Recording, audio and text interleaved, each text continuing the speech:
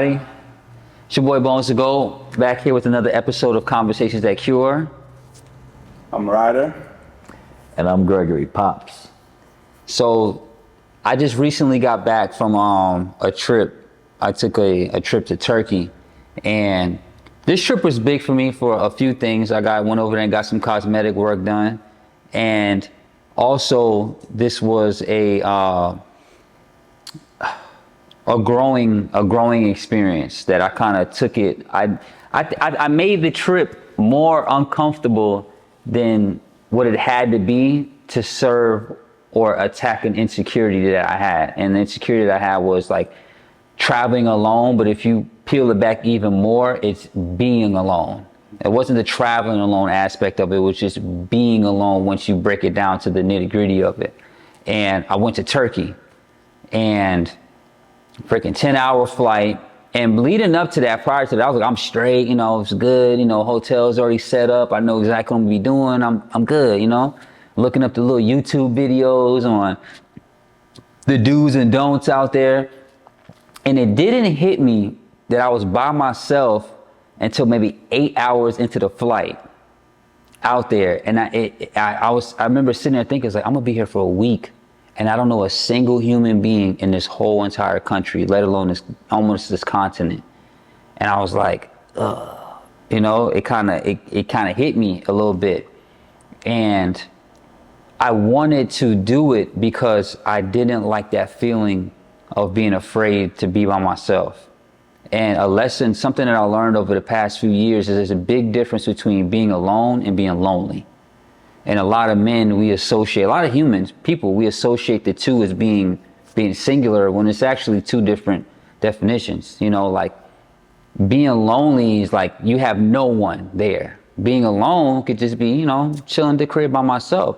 And I had to understand that just because I'm not in a relationship or in the company of a companion doesn't mean that I'm lonely. It just means I'm not alone. I'm not lonely because I have great friends and I have amazing parents. I have my sister, I have family, so I'll never be lonely.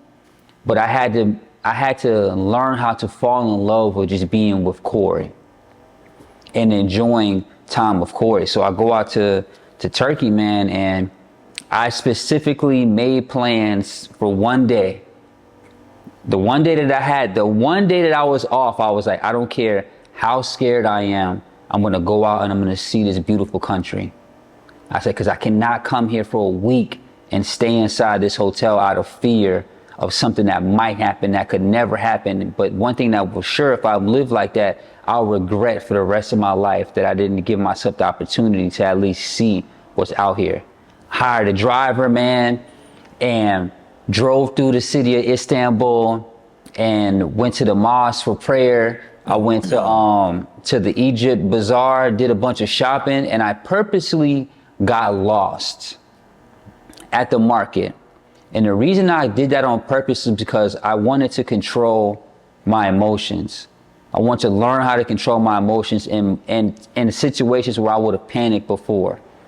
I would have panicked before because I don't know where I'm at. I don't know anybody here. I don't speak the form. I don't speak the language. It's scary. Something could happen to me. Man, I put my headphones on and I said to myself, I was like, Corey, just go have a good time. Just go have a good time. And I was able to do that. But along the way and along that process, something that happened was I experienced moments of extreme gratitude.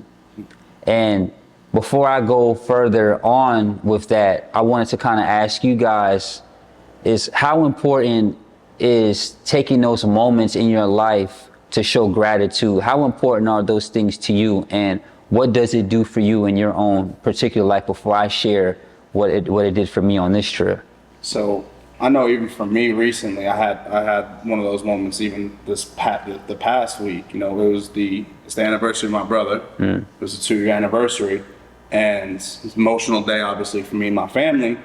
And that morning, that was the first thing on my mind. And I remember I'm getting in the shower and doing my morning routine. A little one following me around. And I'm in the shower, and she stands outside the shower, and she'd be knocking on the shower door. just trying to get my attention. She laughs, giggles, and I looked at her, and I just started breaking down. I didn't break down yet that day, but I broke down, and I said to myself in that moment, it was a moment of gratitude because I looked at her and her smiling face and everything, bro, and I said, if that moment with my brother never happened, I don't think I have that. I don't think I have that little girl. That's good. Because good. that was the forefront that kind of got that ball rolling into obviously to get to the point where the baby was born. Yeah. Being able to look at it from that perspective instead of being like, damn, this is the day just to soak. I sat in that moment looking at that little girl's face like, this is fucking beautiful. Yeah. I had gratitude and through that trying time, it was amazing. Yeah. I sit up and I think. You have to give me a minute. That was a tough one. That was holding it back. I think about my brother. I used to chase my brother around the house when he was about 18 months old. Then he got sick. And when he got sick, the medicine the doctors gave him caused brain damage. So I fight back and forward when I'm at home looking at him. And I always remember chasing him. And it took me years to switch. Then he's with me and I can still love him in all of this because his mind is not right. And so I had to switch it out and say that I'm grateful that he didn't die, that he's here with me, and that I get to see and be with him every single day. So I had to switch that and look at it from that perspective, that don't focus on what you feel he lost. Focus on the things that you have with him, that he's here. You can love him. You can show him love. But it took me, I'm 57 years old. It took me about 54 years to really let go of the pain, to let go of the hurt. And I had to switch my mindset and say, but at least he's present with me, because he was supposed to have died. He could have died. I never forget my mother was telling me that the doctor said your brother's not going to live. But I'm grateful now. I used to come home and be angry and didn't know why I was angry. And I was really angry because of the way he was. And I couldn't understand it. Now I come home, I'm grateful.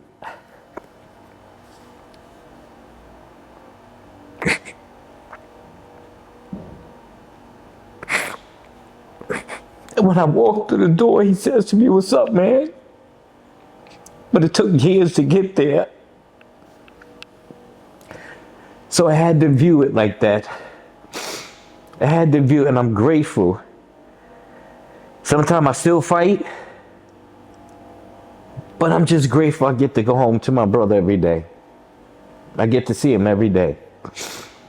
Every day. I'm not saying it's perfect, but I get to see him every day. Every day. And I've seen the growth as far as that with you with Roy, because I remember as a kid, we would go to church and we would pray and we would ask God, God heal him, and I think it switched for me when I was younger, and it switched when I can't remember who said it. It was like maybe Roy just being alive was the miracle. Yeah. Yes. To go completely brain dead, have to learn how to chew your food, how to walk, how to talk, then to have not even have the mentality of what his age is, just him being alive was the miracle. But as humans, we want it to be how we want it to be. And that's true. And we look at it as like, if it ain't perfect, then I don't want it. But the perfection was him being alive. The perfection was Every time you see Roy, he's smiling. Every time. Every time. One of the stingiest niggas I ever met in my life. That's right. If you borrow something from him, he want it back immediately. He wants it back. That nigga know every wrestler on WWF and on WCW when they was on. His favorite team is the Falcons. That's right. He's a creature of habit. Yes. Extreme habit. But the beautiful thing about it was Roy will love you to no end. No end. And the miracle wasn't to heal him physically. It was for Roy to just be that gift. And he needs Roy more than Roy needs him. Yep. And that's the truth. Because when you come home from work and your day is hard, Roy is he's the one that breaks the ice. I used to come home from school sometimes and be pissed. And Roy be like, hey man, you all right? How was school? How was your day? And those things, it's like, it's gratitude. And we don't understand what God's vision and what he's trying to show it to us until we can just sit back and just say, you know what, God, I thank you. Yeah. Yeah. Like when we went to Turkey, I go to mosques, and something I've dealt with, I shared with my dad. We went through a lot of stuff in the church growing up in the Christian church, a lot of stuff. And I'm gonna talk about it because I don't care. We went through a lot of stuff and a lot of trauma in our family. Like, I don't even remember going to church. It was just always there. I got ordained as a minister when I was 17 years old. I was preaching at 12. Like, this public speaking stuff didn't come from the barber industry. It came from the church. That's right. You know what I'm saying? And when the stuff that happened to us in the church happened, it got me so angry. And I took a step back and I started practicing a lot of with Islam. But I was doing it at first out of anger towards the church. And when I went to Turkey, and I'm at the Blue Mosque, this beautiful creation, like structure, architectural structure. They had two lines. They had a line for the Muslims and the people practicing Islam. And then they had the line for the visitors. The line for the visitors was longer. And it was like, it's kind of like God gave me like that moment was like, these people are here for healing. These people are here to experience God. It doesn't matter if they're this, that, and the third. The fact of the matter, the end result, the main objective is they're here. Yeah. And I got so much peace from that. It gave me so much peace. But then I'm sitting back and I'm looking, and I had a moment where I was thinking about stuff I got going on back at home. And I sat back and I looked at how these people out there lived. You know, like they didn't have crazy amounts of money and stuff, but they had their family. Yes. They had love, they had community, they had culture, they had integrity, they had their relationship with God. And I had a moment, I had to just sit back and just say, like, I'm in Turkey by myself, 35 years old, living my dreams out. I said, I made a video, I said, 16 years ago, if somebody had told me I'll be in Turkey doing the things I'm doing right now, I told them that they was crazy. I said, for me to be in another country by myself when there was a time I didn't even want to get out of my bed, it blows my mind. And I thank God so much for that moment, because I went through so much these last few years, and I just needed to know that, like, you're doing all right. Yeah, yeah. And we need that from time to time. And I just needed to feel God's presence, to be like, man, like, I got you, you know? And I had my prayer, and I'm crying at my prayer. But every morning I woke up, I just looked, I had my prayer, and I just thank God. I said, God, like, I don't understand why things happen the way that they happen. Yeah. I don't have no control over it. But the one thing that I can control is I can show up every day. Because I know if I show up every day, that you're going to put me in the best position to be successful. My favorite scripture is Jeremiah 29:11. For I know the plans I have for you, plans to prosper you, not plans to harm you, but plans to give you hope in the future. I live off of that because when the world's going crazy and things don't make sense, I know that without a shadow of doubt that my God has the best in mind for me. So I have to show gratitude. Yes. I have to show gratitude constantly. I have to thank God just for waking up. And I feel like society, we forget to do that so much because the world happens so fast, or we have all these different things and goals that we're chasing. It's so important to just sit still sometimes and just be quiet and just be alone. Yeah. Just being alone. Yeah. Like that, I told my dad, I was like, man, I feel like I gained a superpower this weekend, this week. Because now I'm not afraid of silence no more. You know, looking myself in the mirror doesn't make me cringe. Yeah. I'm not afraid to look at Corey in the mirror no more. Yeah. You know, so I'm so grateful to be able to have these experiences and to have the relationships and to have my struggles and to have my storms, because in my storms is where I grow. Yes.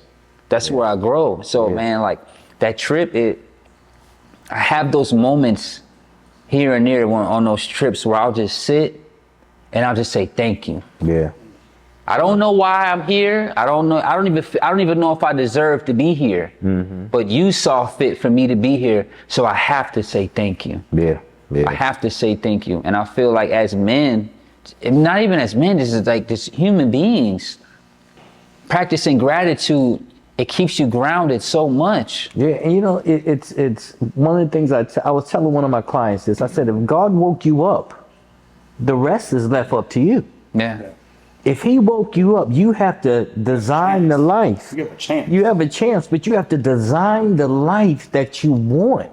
You can't, if God wake you, you can choose to wake up and say that life is working for me, not against me, or you can choose to wake up and say life is working not for me, but against me.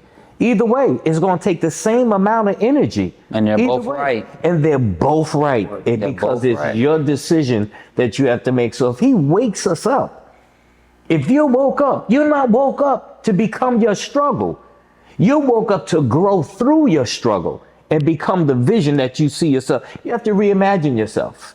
If you cannot reimagine yourself better, you're going to struggle for the rest of your life. So I used to do, like a bunch of guys in my recovery network, we used to always, it was a morning text. And that was the first, 3 things you're grateful for.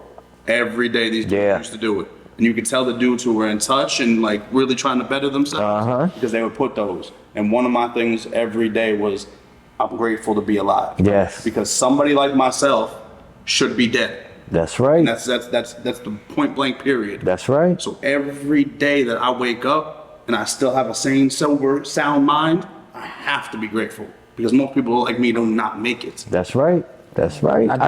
I remember when we was young and we used to go around and look at houses.